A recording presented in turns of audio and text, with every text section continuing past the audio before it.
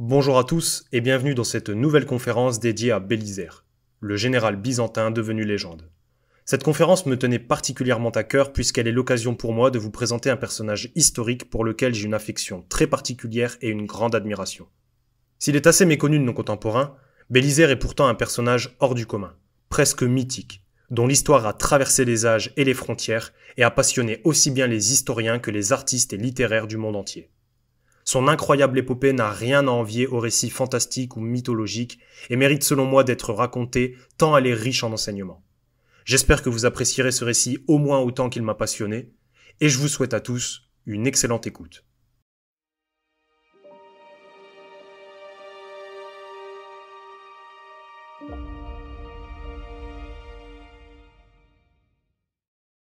Au IVe siècle, l'Empire romain n'a plus rien de commun avec ce qu'il fut autrefois. Désormais appelé le Bas-Empire, la religion chrétienne y est d'abord tolérée depuis l'édit de Milan de 313, puis devient la religion officielle de l'Empire romain grâce à l'édit de Thessalonique, ou édit de Théodose, promulgué le 28 février 380 par l'empereur Théodose Ier, qui se range du côté du christianisme nicéen. Désormais, ce sont les païens et les hérétiques que l'on persécute. L'Empire est menacé par les invasions répétées des barbares. Afin de mieux le défendre, l'Empire Théodose prend la décision en 395 de le partager entre ses deux fils. Flavius Honorius, qui hérite de la partie de l'Empire occidental et établit sa capitale à Rome puis à Ravenne, et Flavius Arcadius, qui hérite de la partie orientale et établit sa capitale à Constantinople, ville fondée en 330 sur le site de l'ancienne Byzance par Constantin Ier. Cet événement marque la naissance de l'Empire romain d'Orient, aussi appelé Empire byzantin. De son côté, l'Empire romain d'Occident est en pleine chute et sa fin est proche. Les invasions barbares se multiplient et finissent par briser les frontières du Danube et du Rhin. Les barbares wisigoths, dirigés par le roi Alaric, occupent la péninsule des Balkans à partir de 376. Dès l'hiver 406, les coalitions barbares se partagent l'Empire. Les Francs autour du Rhin, les Alamans dans la plaine d'Alsace, les Burgondes dans la vallée du Rhône et les Vandales dans le sud de l'Espagne. Rome est pillée une première fois par les Wisigoths en 410 et mis complètement à sac. En 451, Attila le Hun franchit le Rhin à la tête de ses Germains vassalisés et arrive à Metz où il fait exterminer toute la population avant d'être battu à la bataille des Champs Cataloniques. En Italie, l'empereur de Ravenne, Romulus Augustule, n'a plus aucune autorité et la situation est hors de contrôle. Rome est à nouveau pillée par les Vandales en 455 et en 476, l'empereur décide d'abdiquer et est détrôné par un roi germain, Odoacre.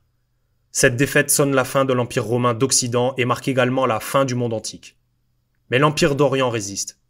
Vers l'an 530, l'empereur Justinien cherche à établir l'ancienne grandeur de Rome. Il organise ainsi la reconquête des terres perdues face aux Germains et rassemble les anciennes lois dans un code qui portera son nom, le Code Justinien. Justinien n'est pas qu'un législateur et un simple conquérant. Il est aussi un bâtisseur conscient de l'utilité des fortifications militaires défensives et de l'importance des voies de communication.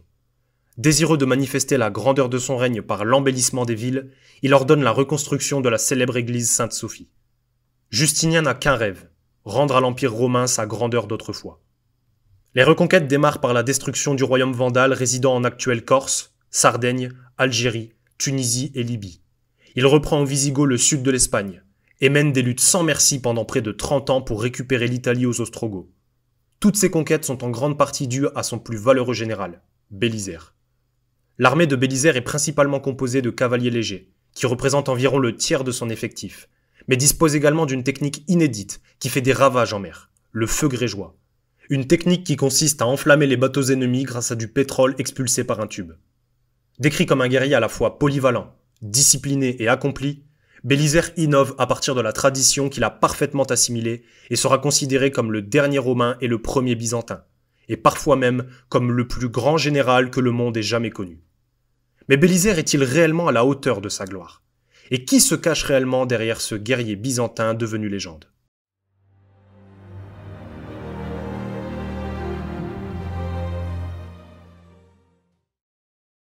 Bélisaire est probablement né à Germané, situé entre la Thrace et l'Illyrie, au cœur des Balkans, dans le sud-ouest de l'actuelle Bulgarie. D'origine slave aux lointaines origines barbares, il est issu d'un noble lignage dont le nom proviendrait de Béli Tsar, qui signifie le prince blanc.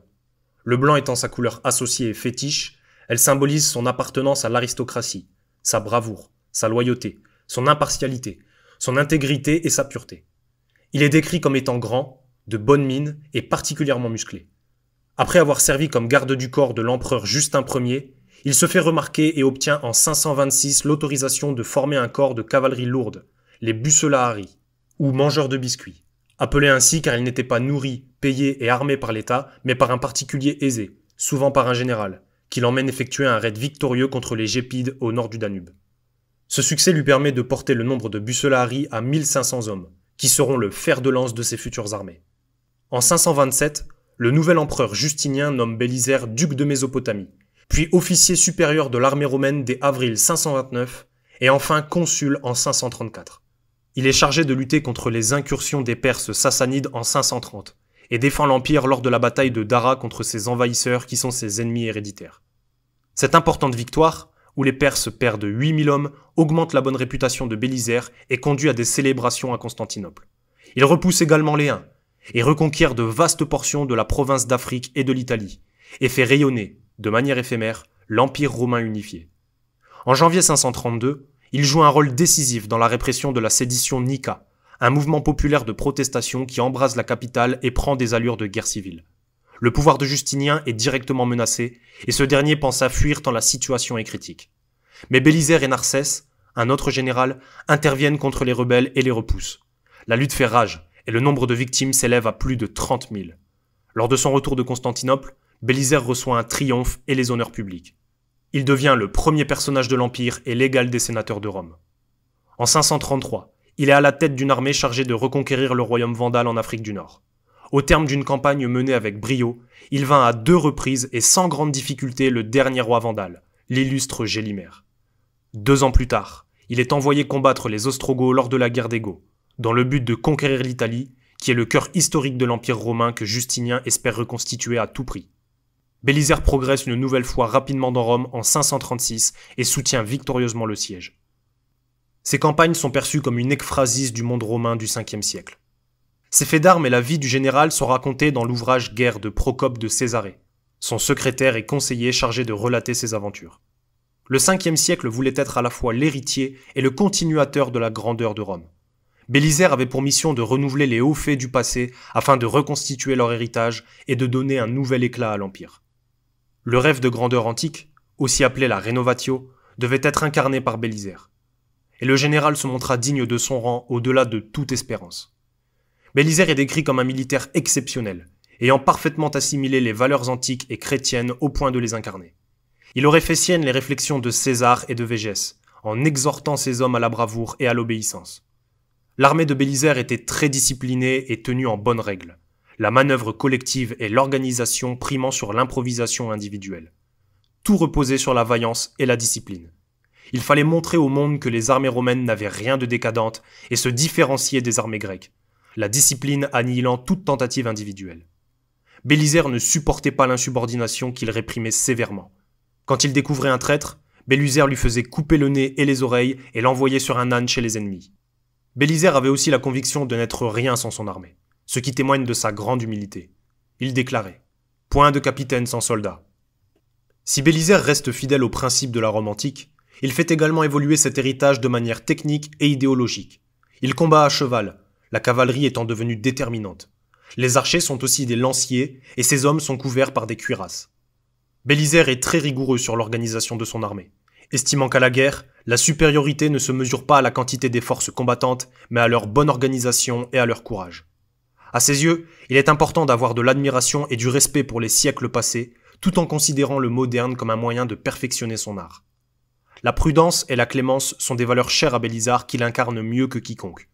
Il prétend agir au nom de la justice, au droit de se défendre, mais aussi au droit de chercher à récupérer un bien usurpé, même si cela nécessite de faire usage de la force. À la vérité, nous avons bien des raisons d'obtenir la victoire. D'abord la justice, qui nous accompagne dans cette expédition dirigée contre les malfaiteurs. Nous sommes ici pour recouvrer notre bien propre. Mais surtout, d'agir selon les lois divines et le respect des décrets de la Providence. Afin d'obtenir les grâces de Dieu, et donc la victoire, il veille à ne jamais l'offenser et prie toujours avant de combattre. L'arbitrage de Dieu décide seul de la victoire militaire, et il n'est pas question d'avoir la main impure pour affronter l'adversaire. À l'instar d'un Marc Aurèle, faire la guerre est pour lui un mal nécessaire, et il ne livre bataille que lorsqu'il y est contraint. Il privilégie toujours l'arrangement au combat et sait se contenter de la retraite des ennemis. Bélisaire n'est pas un sanguinaire. Il est belligérant par nécessité, mais n'est jamais belliqueux. La plus grande victoire reste pour lui d'épargner la vie de ses hommes et de ne pas hasarder sur ce qui a déjà été gagné. Il préfère de loin faire aimer le pouvoir impérial plutôt que le faire craindre, étant convaincu qu'un régime tyrannique se maintient difficilement, surtout en terre conquise. Cela lui est facilement reproché, et certains de ses soldats n'hésitent pas à lui reprocher d'abattre le courage des gens de guerre et à l'accuser de lâcheté. Mais sa réussite, son génie militaire et ses valeurs finissent toujours par lui donner raison. Romains comme ennemis reconnaissent tous sa grandeur et sa clémence. Le général provoque l'émulation et l'admiration même des ambassadeurs ennemis. En grand capitaine, il n'hésite jamais à se jeter corps et âme au combat. Vaillant, il veille cependant à ne jamais exposer sa vie impulsivement, toujours conscient que son devoir et son rôle est de commander et de guider son armée, qui dépourvue de chef serait une armée condamnée. Il n'hésite toutefois jamais à montrer l'exemple, et fait corps avec ses troupes tout en veillant à rester la tête pensante et dirigeante du groupe. Un récit le décrit seul contre tous devant Rome assiégée. Bien que Bélisaire n'eût pas accoutumé de s'exposer légèrement au hasard, il ne se contenta pas, en cette rencontre, de faire tous les devoirs de capitaine. Il s'acquitta aussi de ceux de soldat et mit l'État sur le penchant de sa ruine, étant certain que l'événement de cette guerre si importante dépendant uniquement de la conservation de sa personne. Les Goths tirèrent principalement sur Bélisaire et son cheval. Les plus courageux, animés d'un violent désir de la gloire, s'avançaient pour le prendre et frapper de la lance et de l'épée. Bélisaire tuait tous ceux qui se présentaient devant lui. La fidélité et l'affection de ses gardes éclatèrent en cette importante occasion. Ils reçurent sur leurs boucliers tous les coups que l'on portait et repoussèrent vigoureusement les assaillants, dont la fureur se déchargeait sur un seul homme. La fortune fut si favorable à Bélisaire que bien que tous les traits fussent tirés contre lui, il ne reçut pas une seule blessure. S'il ne tolère aucune contestation de son autorité, il reste cependant ouvert au dialogue. Sa propre stature manifeste son autorité et sa supériorité. Très charismatique, excellent technicien, c'est aussi un grand stratège et un fin tacticien. Il sait élaborer des plans complexes, imagine toutes les solutions pratiques pour parvenir à ses fins et sait saisir le moment opportun pour lancer son offensive. Il fait par exemple teindre les voiles de 3 de ses navires pour les éclairer une fois la nuit tombée afin qu'ils servent de repère à toute la flotte durant la traversée de l'Afrique, ou fait tourner des moulins sur le Tibre quand les aqueducs sont coupés. Bélisaire est glorieux et pieux, mais la plus grande de ses vertus reste la loyauté. Sa préoccupation constante est de défendre les intérêts de l'Empire, de soutenir les affaires de l'État et d'assurer par les armes sa grandeur. Mais la vertu de Bélisaire est très différente de la virtus ou de la fides antique, et consiste à respecter scrupuleusement son serment d'allégeance. Bélisaire ne s'appartient pas. Il se doit à ses hommes, à son empereur et à Dieu. S'il lui arrive de détenir les pleins pouvoirs de Justinien en campagne, il n'en abuse jamais. Toutes les fois qu'il le juge nécessaire, il rappelle qu'il n'est pas souverain et manifeste sa soumission à son prince, quitte à passer pour un esclave volontaire aux yeux des Goths. Il veille à ne jamais user de la force militaire à son profit. Bélisaire est à la fois bravoure, génie militaire, parole donnée et transparence personnifiée. Il incarne le militaire fidèle, dévoué corps et âme à son empereur. Il est son bras armé, celui qui réalise les projets supérieurs. Un grand conquérant qui, contrairement à Alexandre le Grand, n'agit pas en son nom. Il est également décrit comme étant rusé comme Ulysse, ayant la stature d'Achille et la force d'Hector. Comme son contemporain Clovis, il est lui aussi un grand soldat chrétien qui parcourt le monde à l'image de Lancelot et de Roland. Mais s'il possède l'énergie des héros de l'Iliade, il n'en possède néanmoins pas leur fureur. Jamais il ne sera le révolté de Coriolan. Le nom de Bélisaire est associé au plus haut lieu de mémoire, traversant les mers et les frontières et repoussant les limites de l'Empire. Déjà de son vivant, sa renommée est immense. Bélisaire est considéré par ses contemporains comme une véritable légende vivante, ce qui commence à inquiéter sérieusement l'empereur qui se méfie de la renommée de son général, craignant qu'il ne le remplace. Bélisaire était couvert de louanges pour ses victoires extraordinaires face aux descendants de Théodoric et de Giséric, qui étaient les plus illustres commandeurs des barbares, et pour avoir reconquis en si peu de temps presque la moitié de l'Empire. Sa marche ressemblait à un triomphe. Il recevait avec une grande douceur et se montrait très accessible à tous les habitants venant le saluer, même ceux d'une condition médiocre. Son attitude témoignait de son intégrité et de son immense humilité. Procope raconte qu'il était extrêmement chéri aussi bien par les soldats que par les laboureurs, qu'il employait de très grandes sommes à soulager la disgrâce de ceux qui avaient été blessés et récompensait de bagues et de chaînes d'or ceux qui s'étaient signalés dans leur rencontre. Il écrit également que lorsque les blés étaient mûrs, il ne permettait pas à ses soldats d'en faire la moisson, pas même de cueillir une pomme sur un arbre. Bélisaire était également connu pour sa continence exemplaire. Il ne connut qu'une seule femme, la sienne. Il faisait également preuve d'une grande prudence et conservait toujours l'espérance même lorsque tout semblait perdu et qu'il se trouvait dans un péril des plus désespérés. Il était d'un incroyable sang-froid et d'une grande présence d'esprit dans ces moments périlleux et se montrait exempt de toute agitation ou de trouble. Il était constamment tenu d'une grande retenue et d'une grande modération, que ce soit au combat comme à la fête. Jamais il n'avait été pris de vin. Même lorsqu'il ne fut pas victorieux, il surpassait en courage, en mérite, en richesse et en crédit les plus grands maîtres de l'art militaire. Redouté aussi bien par les capitaines que les soldats, le respect de sa vertu et la crainte de sa puissance faisaient obéir si exactement à ses ordres que personne n'osait le contredire. Il possédait une armée de 7000 cavaliers, dont aucun ne discutait sa légitimité ou ne pensait à le renverser. Bélisaire s'était rendu si considérable par son autorité et sa sagesse, toujours au service de l'empereur et de l'empire, qu'il réussissait tout ce qu'il entreprenait. Ainsi, Bélisaire fut parfois considéré comme un des premiers soldats chrétiens. Mais comme tout homme, et malgré son exemplarité exceptionnelle, Bélisaire avait aussi ses faiblesses. Le valeureux général au service de Justinien était l'homme de l'obligation morale, qui aurait fait en toute occasion passer son devoir avant ses intérêts personnels. Mais cette grandeur d'âme, cette vertu si prompte et si manifeste, n'aurait su échapper à la réalité du monde et à la perfidie des hommes. Vainqueur des Parthes en Asie, des Goths en Italie, des Vandales en Afrique, Bélisaire connaîtra pourtant maintes disgrâces et infamies de la part de l'empereur comme de son peuple, tant ses succès flamboyants généraient la crainte et la jalousie. Des injustices qui le toucheront jusque dans sa chair et annonceront le début de sa chute.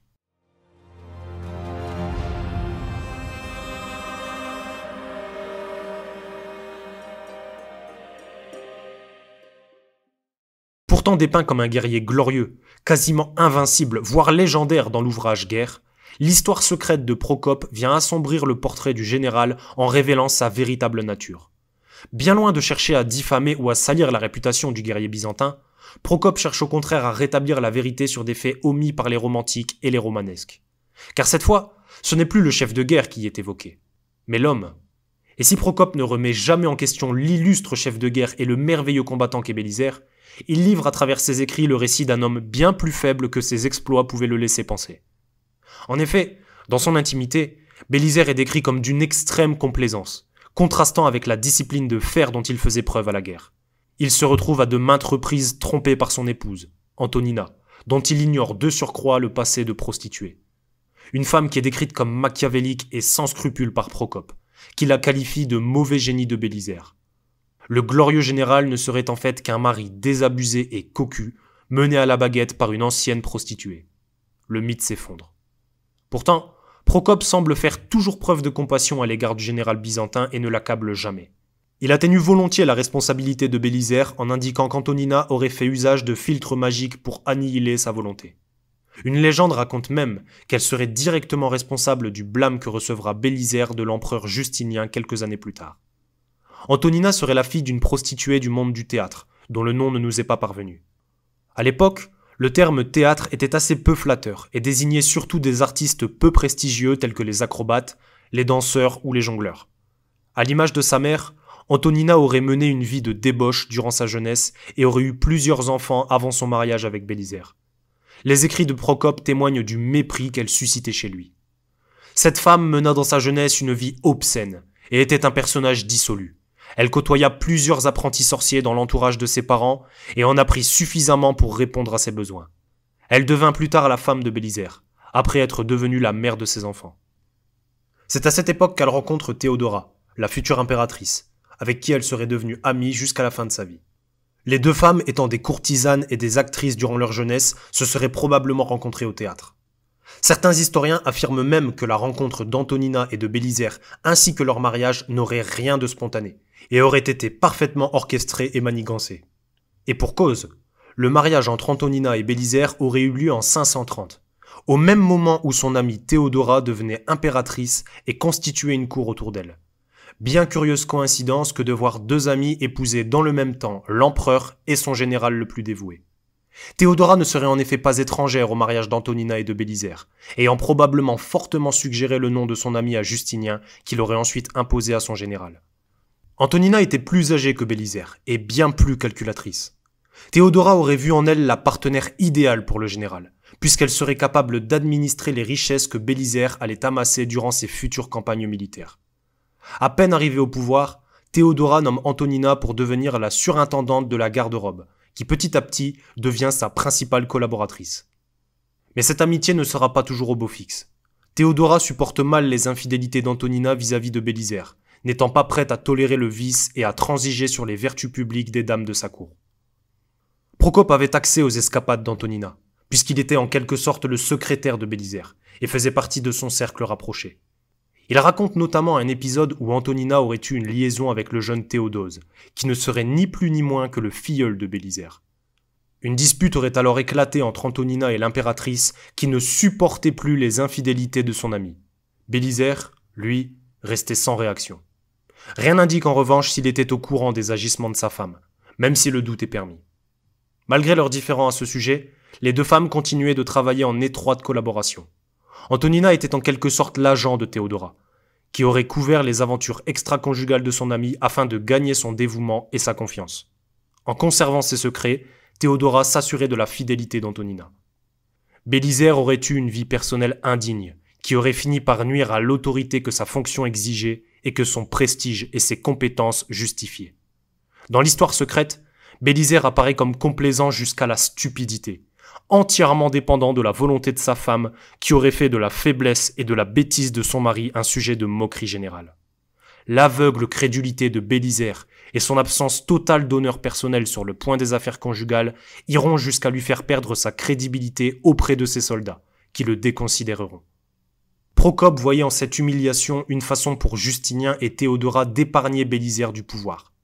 Enchaîné à la volonté d'Antonina, bras armé de Théodora, et lui étant entièrement dévoué, Théodora et Justinien auraient ainsi humilié le plus grand, le plus renommé et le plus riche général de l'Empire.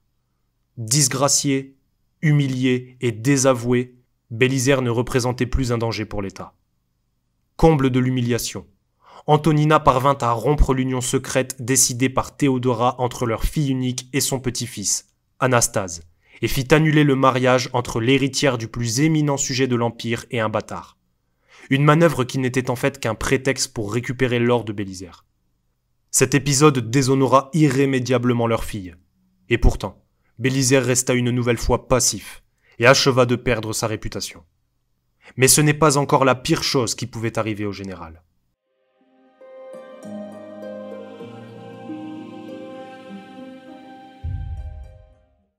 Car Bélisaire n'est pas soumis qu'à sa femme, il l'est aussi au pouvoir.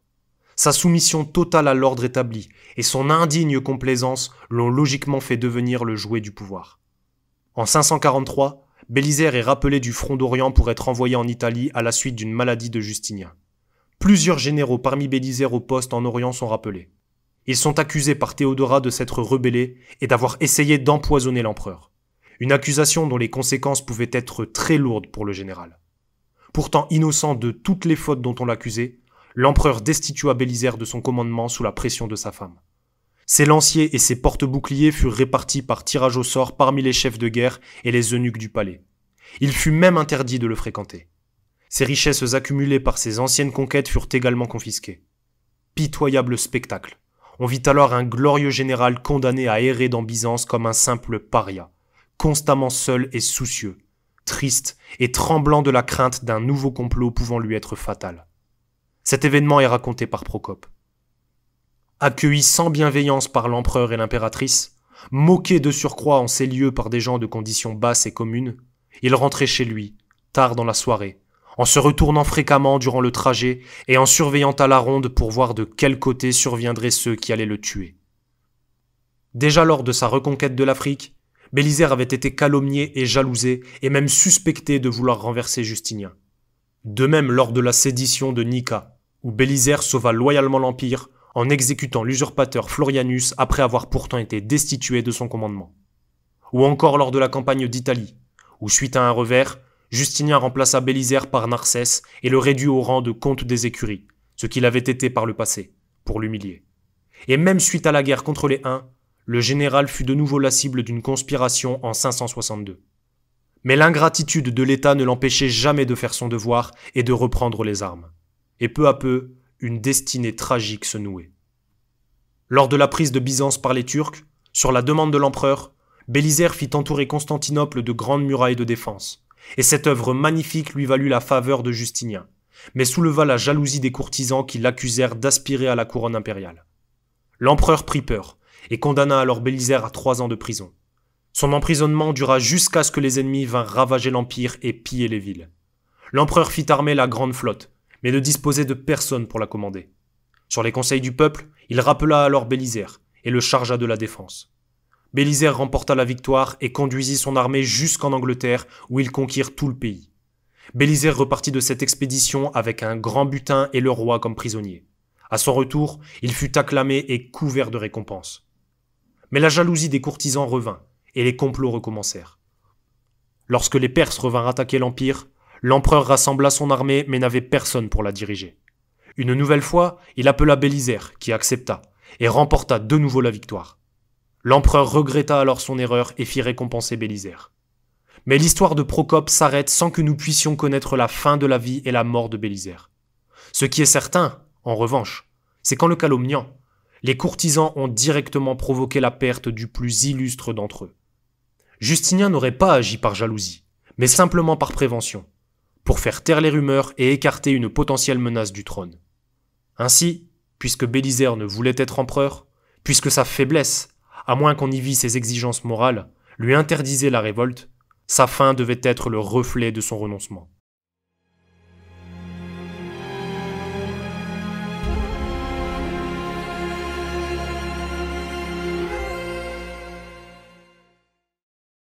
À partir de l'année 562, Bélisaire disparaît de la scène de l'histoire. Les historiens du XXe siècle pensent que Bélisaire s'est éteint d'une mort naturelle, probablement de vieillesse, en 565, après une longue disgrâce de plus de 3 ans. Comble de l'ingratitude. S'il s'était montré particulièrement brillant lors de ses batailles, et s'était fait remarquer par ses triomphes, Bélisaire mourut dans l'indifférence la plus totale, à tel point que personne aujourd'hui ne peut avoir de certitude sur la date et les conditions de sa mort. Triste fin pour un homme exceptionnel au destin tragique, probablement trop bon et intègre pour ce monde des bas instincts. Mais la mort du personnage historique n'était que la promesse de l'immortalité de sa renommée.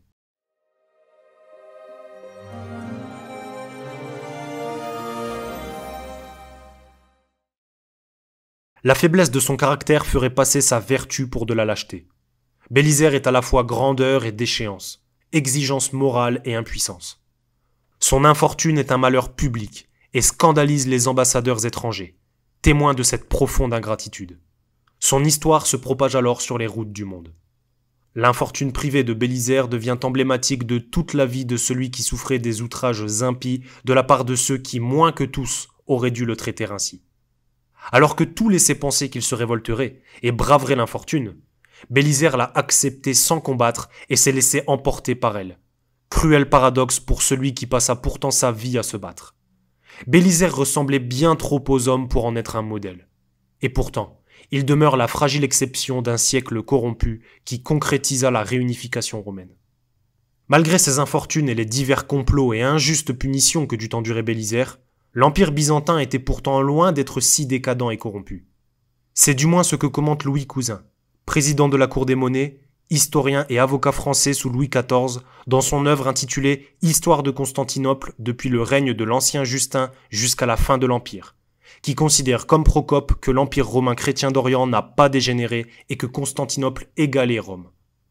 La Nouvelle Rome a fourni des exemples aussi rares et aussi surprenants que l'ancienne, de toutes sortes d'éminentes qualités, de prospérité et de disgrâce, de révolution et de catastrophes. Si l'Italie a produit des hommes capables de représenter les belles actions que les Romains ont faites, la Grèce n'a pas manqué d'excellents génies, qui ont relevé par toutes les figures et par tous les ornements du discours les glorieux exploits que ce même peuple a exécutés sous ses derniers empereurs l'espace de plusieurs siècles. L'Empire se serait perfectionné sous l'influence des Grecs et des autres peuples qui le composaient. Le siècle de Justinien fut d'ailleurs particulièrement brillant. Et si sa chute n'est pas due à la décadence de l'Empire, alors Bélisaire devait probablement mériter son sort. Mais ce valeureux général, véritable légende vivante de Byzance sur lequel reposaient tous les espoirs de l'Empire, ne pouvait s'éteindre dans une telle indifférence. Et ce n'est qu'après la mort du personnage qu'allait se forger sa légende.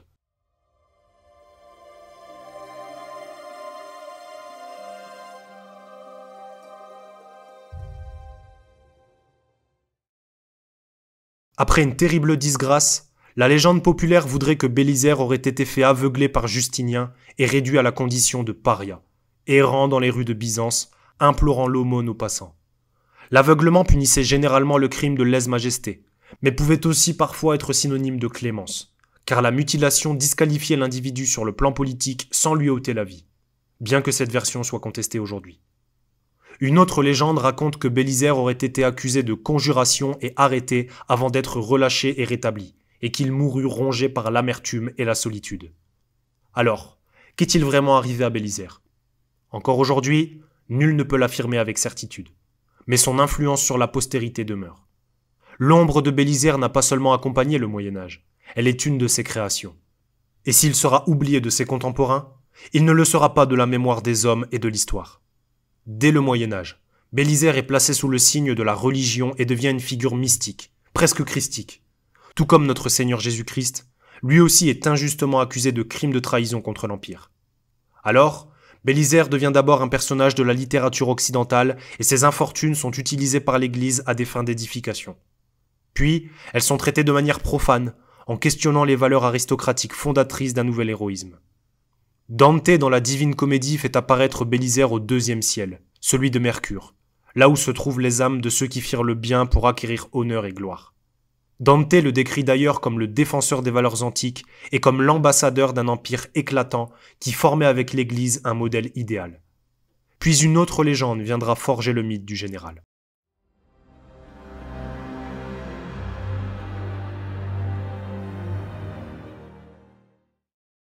Bien que peu probable, l'idée que Bélisaire fût aveuglé est développée au fil des siècles au point de se mêler à la véracité historique et de coller à la peau du personnage. L'historiographie ecclésiastique utilise pour la première fois l'aveuglement de Bélisaire à des fins d'édification et fait de lui une nouvelle légende catholique, ce qui marque le premier grand tournant posthume de l'histoire du personnage. L'aveuglement de Bélisaire se transforme ainsi en une punition divine, s'abattant sur celui qui était devenu sacrilège malgré lui par le crime de lèse-majesté. Si le général est puni pour avoir commis un acte qui ternissait sa gloire, c'est-à-dire d'avoir obéi au pouvoir temporel au lieu du pouvoir spirituel, ses vertus sont pourtant unanimement saluées, le véritable coupable désigné étant Justinien, perçu comme maître d'un empire schismatique et décadent. La version jésuite de l'aveuglement de Bélisaire s'impose en Occident, mais est fermement combattue par les protestants, qui considèrent qu'un si grand général ne peut commettre pareil méfait, tout soupçon devant alors être écarté. Malgré les attaques, la légende catholique continue de se développer et notamment au théâtre, grâce à la pièce Belisario Duce Cristiano de 1607 du jésuite Jacob Biedermann. La pièce raconte avec plus ou moins de véracité les péripéties du général avant de conclure sur une morale proche de celle du Memento Mori et de la Fortuna. Chaque homme favorisé par le sort peut un jour finir comme Bélisaire mendiant. La punition de Bélisaire n'est alors plus perçue comme injuste, mais comme méritée, et illustre les valeurs de la charité chrétienne et les certitudes de la pédagogie jésuite. Être juste envers les hommes ne suffit pas. Il faut avant tout l'être envers Dieu. Ainsi, la figure de Bélisaire dans cette pièce rivalise avec certains personnages des livres saints. L'idée d'un Bélisaire martyr chrétien se propage ensuite en Europe. L'image de Bélisaire aveugle et mendiant étant très picturale, elle est aussi reprise par les peintres et les littéraires.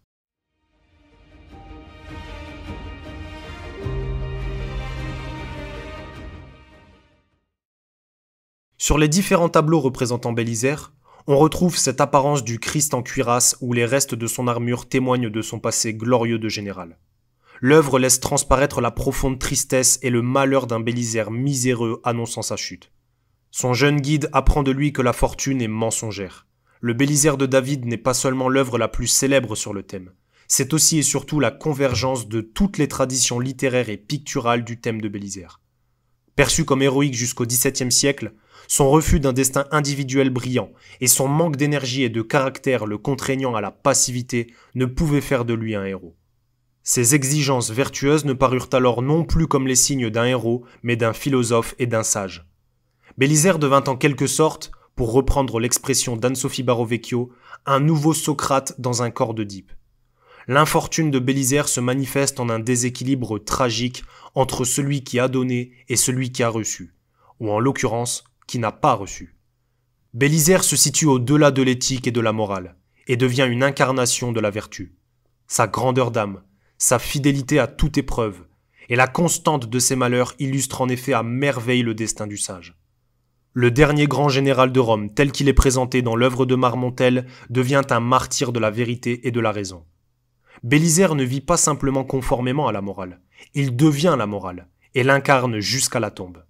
Ses réflexions conduisent à un retour au stoïcisme, où la vertu ne réglerait plus que les rapports entre les hommes et n'aurait plus rien à faire avec Dieu. L'idée de vertu ne réside désormais plus que dans le cœur de Bélisaire, qui la transcende par sa supériorité vis-à-vis des sentiments ordinaires. En plein siècle des Lumières, le personnage de Bélisaire est alors utilisé pour donner corps à leurs idées. Bélisaire ne fait que supporter l'ingratitude et ne tire satisfaction que dans le fait d'avoir bien agi. Mais sa générosité suffit. Elle dispense de leçons et se met d'elle-même au service de la cité. Il n'est dès lors plus un homme de guerre et un glorieux conquérant, mais un homme civilisateur et pacifiste. Les romanciers et philosophes des Lumières en font l'expression de l'idéal nouveau, du nouvel Adam, arraché à Dieu pour s'autodéterminer et étranger aux valeurs guerrières et aristocratiques. Bélisaire devient le meilleur représentant de la philosophie humaniste des Lumières, incarnant en lui toute la confiance qu'ils accordent à la morale et à la raison. Un cœur bien éduqué, un cœur raisonnable et moral n'ayant plus besoin de Dieu, se définissant lui-même et lui seul. Mais ces interprétations littéraires ne sont évidemment pas du goût des historiens, qui, au-delà du mythe, cherchent à rétablir un contexte historique et une vérité objective sur la vie du général byzantin. C'est notamment le cas d'Élie Fréron, qui en 1768 tente de rétablir une vérité plus nuancée et objective en contextualisant l'œuvre de la vie de Bélisaire dans son ouvrage Année littéraire. Dans cette œuvre, Fréron affirme que les romanciers et les artistes se sont trompés au sujet de l'aveuglement et de la mendicité de Bélisaire, cette hypothèse n'ayant jamais pu être appuyée par aucun écrit historique. La première trace de cette légende remonte au XIIe siècle sous Jean Tsetzès, auteur sans jugement, qui aurait confondu la disgrâce de Jean de Cappadoce avec celle de Bélisaire. Or, depuis, tous les historiens s'accordent sur le fait que Bélisaire n'ait pas été aveuglé et mendiant. L'historien Édouard Gibbon écrit également dans Histoire du déclin et de la chute de l'Empire romain que les talents de Bélisaire et ses vertus de l'obéissance n'existaient plus qu'en lui seul, mais que son innocence finit par être reconnue et qu'il fut remis en liberté avec les honneurs qu'il méritait avant de terminer sa vie quelques mois plus tard rongé par le ressentiment. Mais l'acharnement et l'attachement des littéraires à ce personnage continuent de propager ce mythe. Montesquieu réinterprète d'abord ce mythe dans son œuvre Considérations sur les causes de la grandeur des Romains et leur décadence en 1734, où Justinien y est représenté comme la quintessence de tout ce qu'il y a de plus haïssable sur terre et où Bélisaire ne serait que le dernier pilier d'un empire sur le point de s'écrouler. Un Bélisaire n'ayant que trop de grandeur d'âme pour un siècle corrompu, indigne de ses héros, voué à échouer et à disparaître. Voltaire lui-même réutilise le mythe de Bélisaire à son compte pour faire prévaloir ses idées, en le désignant volontiers comme un ferme soutien d'un empereur justinien fanatique, condamné à chuter avec l'empire des tyrans. Il tente ainsi d'établir malhonnêtement un parallèle entre l'empereur Justinien et le roi de France et le système monarchique, en critiquant la faiblesse de la nature humaine toujours prête à retomber dans le fanatisme. À travers l'événement littéraire majeur qu'est l'affaire de Bélisaire de 1767, l'idéologie des Lumières se propage à grande vitesse à l'échelle internationale. Voltaire sut une nouvelle fois transformer un conflit ponctuel et local en un conflit impliquant l'humanité tout entière. Pour faire triompher leurs idées, Voltaire, suivi de Grimm et de Turgot, n'hésite pas à utiliser des satires calomnieuses et une mauvaise foi à toute épreuve en déformant le mythe de Bélisaire pour le modeler à leur idéologie, permettant de propager avec une plus grande facilité leur philosophie et leurs concepts. Mais tous les pays ne reçoivent pas ce mythe de la même façon. Aux Pays-Bas, par exemple, Bélisaire devient le symbole de l'appel à la réunion des chrétiens, alors qu'en Suède, il déclenche une polémique sur la liberté d'expression. Les lettres écrites au sujet de Bélisaire de 1767 sur lesquelles s'appuyait notamment Voltaire sont une œuvre majeure de l'époque. Lue d'abord en français de l'Europe à la Russie, en passant par l'Amérique par un très large public, elle est ensuite traduite dans toutes les langues. Plus de 20 000 exemplaires sont répandus seulement en Europe avant la fin de l'année 1767, des chiffres stratosphériques pour l'époque. Cependant, la réception de cette œuvre ne fera jamais l'unanimité. Appréciée à l'étranger, particulièrement des lecteurs anglais, elle est sévèrement critiquée en France pour ses idées jugées simplistes et aussi dépassées qu'inappropriées. Elle est également dénoncée en 1774 en Espagne lors de l'Inquisition de Madrid. L'ouvrage résume à lui seul toutes les Lumières françaises, tant sur le plan des idées que sur celui du goût pour les principes progressistes. Certains écrivains y ajoutent également leur grain de sel, comme l'espagnol Pedro Montegón, qui y intègre un plaidoyer d'un ton très féministe en faveur de l'éducation des filles. Marmontel, à sa manière, tente de rivaliser avec la Bible. Une nouvelle Bible laïque, résumant la foi des philosophes des Lumières dans un progrès possible par une série de réformes individuelles et sociales. Dans une Europe qui parlait français, ce livre resta très populaire et eut une influence importante jusque dans les années 1850, soit pendant près d'un siècle. Ce genre esthétique et moral aux idées de progrès sociétaux et sociaux marqua profondément toute une génération d'Européens, à tel point qu'à l'étranger, le néologisme marmontellisé est inventé au XVIIIe siècle, pour qualifier une tendance à céder à la sensiblerie, ce qui contribue à nourrir la vague moralisatrice qui allait dominer le XIXe siècle. Le livre de Marmontel illustre une symbolique forte et passe pour un manifeste de l'idéologie pré-révolutionnaire. Le thème de Bélisaire fait même son entrée sur les scènes parisiennes 2 ans avant la Révolution, grâce ou à cause d'une tragédie lyrique de Marc-Antoine Madeleine Désaugiers en 4 actes. Pendant la Révolution, le mythe prend une nouvelle tournure et connaît une interprétation inédite, notamment dans un opéra comique d'Auguste Louis Bertin d'Antilly, où le général avoue cette fois mériter son sort pour avoir obéi aux ordres d'un tyran. Antonine, sa femme, décide alors de venger son mari et part à la tête des Romains pour tuer l'empereur et libérer son peuple. Elle est littéralement l'allégorie de la liberté guidant le peuple, la Marianne de Delacroix. Cette œuvre, bien que totalement erronée, est évidemment utilisée à des fins de propagande et constitue un véritable appel aux armes, à faire tomber le trône en place et à favoriser ce que l'auteur qualifie de réveil de toutes les nations contre l'ordre établi. L'opéra se clôture logiquement sur la mort de Justinien. Cette pièce est datée de 1795, au lendemain de la chute de Robespierre, dernier grand criminel à cette date ayant tyrannisé la France. Elle peut donc être perçue comme une aspiration à la démocratie, un éloge de la République ou un désir de France souveraine sans maître. L'auteur Anne-Sophie Barovecchio établit quant à elle un parallèle entre le Bélisaire de la pièce et le général Dumouriez, tous deux étant des généraux épuisés de soutenir un pouvoir monarchique moribond dans les dernières années de l'Ancien Régime, se contentant de combattre l'ennemi aux frontières plutôt que de secourir leurs compatriotes opprimés par un pouvoir abusif. L'opéra comique de Bertin d'Antilly fait donc le procès de l'inaction de Bélisaire qui ne se serait pas armé contre un pouvoir qui l'aurait trahi. De Marmontel à Bertin d'Antilly, l'idée de vertu et de justice change de sens et n'est plus synonyme que de générosité nationale, de droit inaliénable des malheureux à se révolter et d'envie de conquérir la liberté, même par les armes. Les principes éthiques deviennent une soif d'action. Sans liberté, point d'héroïsme et de grandeur. Mais cette œuvre ne représentait qu'une pâle tentative d'autocélébration de la République et fut vite discréditée. Aux yeux des hommes, le général byzantin ne pouvait être souillé par ses discours républicains nauséabonds et malhonnêtes, et demeurait l'incarnation de la fidélité, quitte à se soumettre. Jamais Bélisaire n'aurait pu se soulever et se révolter, la passivité qui découlait de sa vertu étant trop ancrée dans les esprits. Mais ces œuvres auront tout de même le malheur de propager l'idéologie des Lumières aux 4 coins du monde et d'égayer les populations européennes sur ces sujets nouveaux. Même si certains travaux sont critiqués, ils sont d'excellents révélateurs de l'idéologie dans laquelle baigne une bonne partie des Européens de l'époque.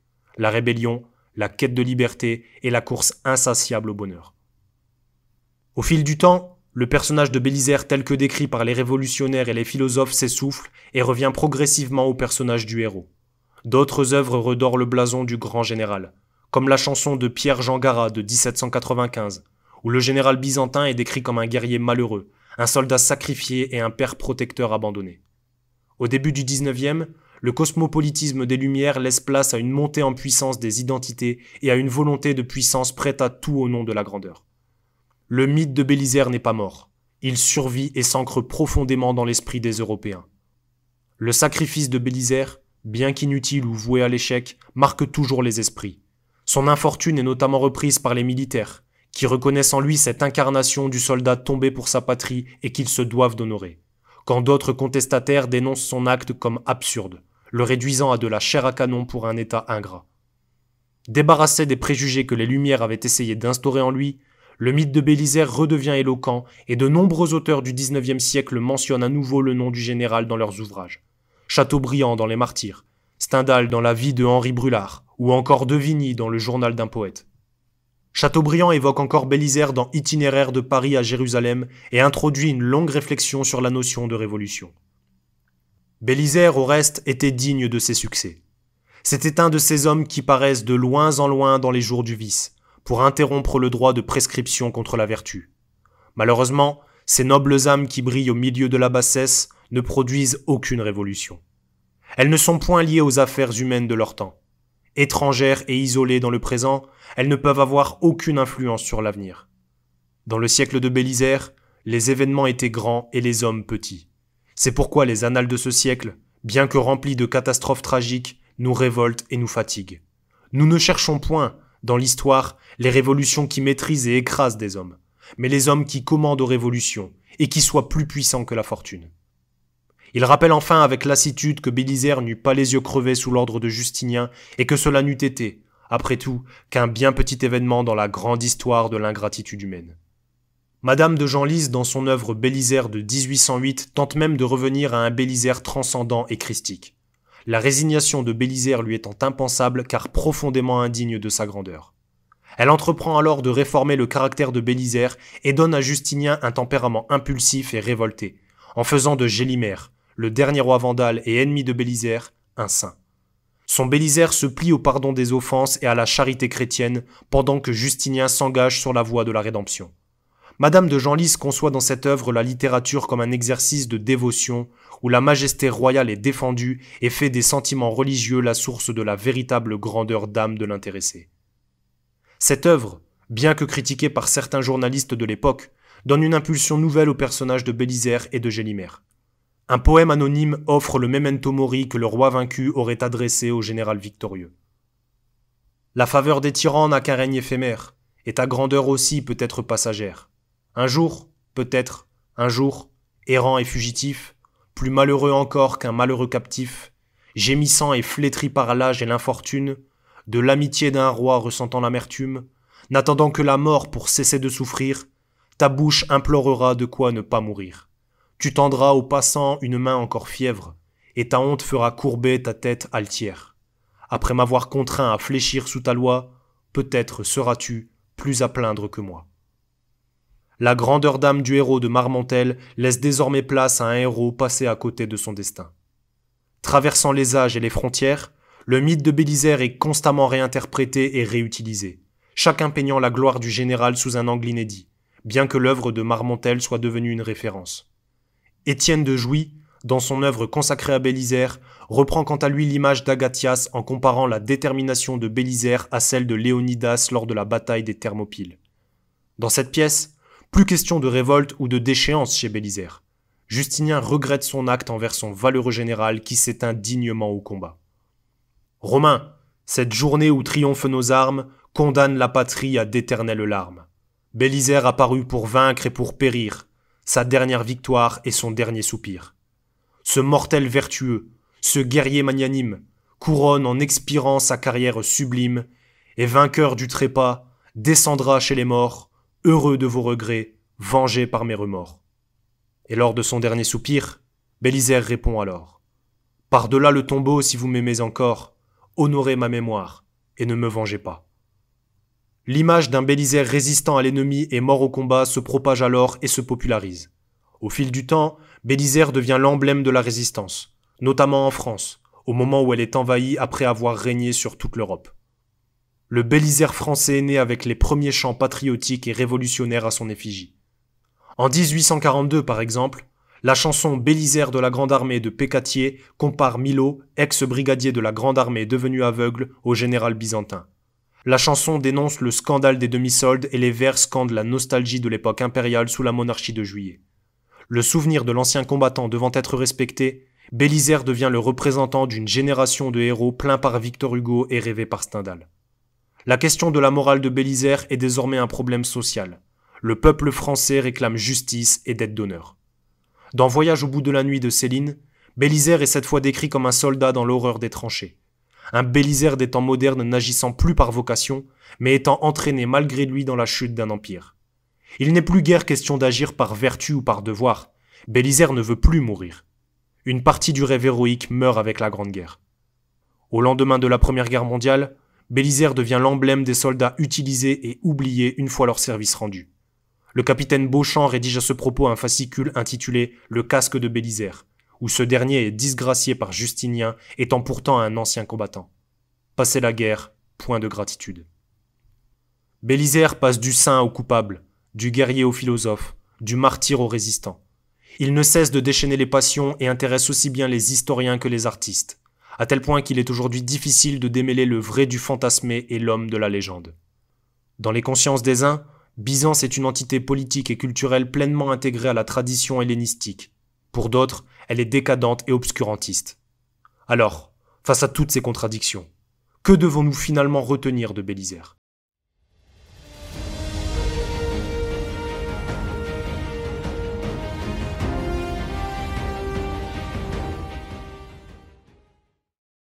De nos jours, quel souvenir a-t-on gardé de Bélisaire ? Dans notre langage courant, une expression « faites l'aumône à Bélisaire », Date obolum Belisario. Son nom est également utilisé à tort dans la littérature, avec le terme injurieux bélitre, utilisé pour définir un fainéant qui mendie, un vaurien ou un homme du néant. Alors, quelle leçon devons-nous finalement retenir de Bélisaire ? Quand l'oubli le menace, sa légende le retient. Bélisaire se battait pour une infidèle appelée Byzance, incarnant à la fois l'idéal et les limites du modèle héroïque. Il est l'image du devoir qui l'emporte sur l'orgueil. Bélisaire s'est volontairement soumis au pouvoir temporel et spirituel, faisant toujours passer son devoir avant ses principes, ses intérêts ou sa gloire personnelle, se contentant d'une obole et de réprimer les vices et l'envie. L'histoire malheureuse de Bélisaire est devenue un désarroi et illustre l'universalité de situations qui se répètent. Bélisaire fait partie de ces hommes de mérite punis à défaut d'avoir été récompensés dans une civilisation où l'ingratitude est la règle et où les souverains sont parfois perfides et corrompus. Le chef fut puni pour n'avoir voulu devenir le maître. Bélisaire ne fut jamais celui qui voulut transgresser la loi pour se tailler un destin individuel. Son aveuglement métaphorique manifeste son impuissance politique. Il paya de ses yeux son inaction et sa soumission, faute d'avoir voulu les ouvrir sur les passions qui dirigent le monde. Quant à l'échec civil de la figure, il scelle une leçon morale qu'il utilisait, mais qu'il n'a pas donnée. En définitive, le mythe de Bélisaire reflète le cruel décalage entre la pensée et l'action vertueuse. Bélisaire aurait eu trop d'idées sans chercher à les incarner, car la vertu n'est rien sans action vertueuse. Finalement, les malheurs de Bélisaire sont comparables à ceux des héros se condamnant par idéalisme. Son histoire nous alerte également sur le danger d'obéir d'abord au pouvoir temporel avant celui du spirituel. L'aveugle Bélisaire nous ouvre la voie d'un monde invisible et supérieur, celui qui transcende et fait nous sentir justes et grands. Bélisaire est un éclaireur, un guide, une bonne conscience. Plutarque disait qu'il fallait admirer la vertu quand bien même nous ne pourrions jamais être un homme parfaitement vertueux. Dans le célèbre ouvrage de Marmontel consacré à Bélisaire, l'auteur nous pose la question suivante. Alors il faut vous consulter et vous demander à vous-même, si j'étais réduit au sort de Bélisaire, m'en consolerais-je avec mon innocence et le souvenir d'avoir fait mon devoir ? Pour tenter d'y répondre, fions-nous donc à la parole de Bélisaire, et tirons ainsi notre dernière révérence à ce grand général en concluant sur ces mots. Ce que j'ai fait peut être effacé de la mémoire de la cour, il ne le sera point de la mémoire des hommes, et quand il le serait, je m'en souviens, et c'est assez. Ainsi s'achève cette conférence sur Bélisaire. Je vous remercie de m'avoir écouté et je vous dis à très bientôt.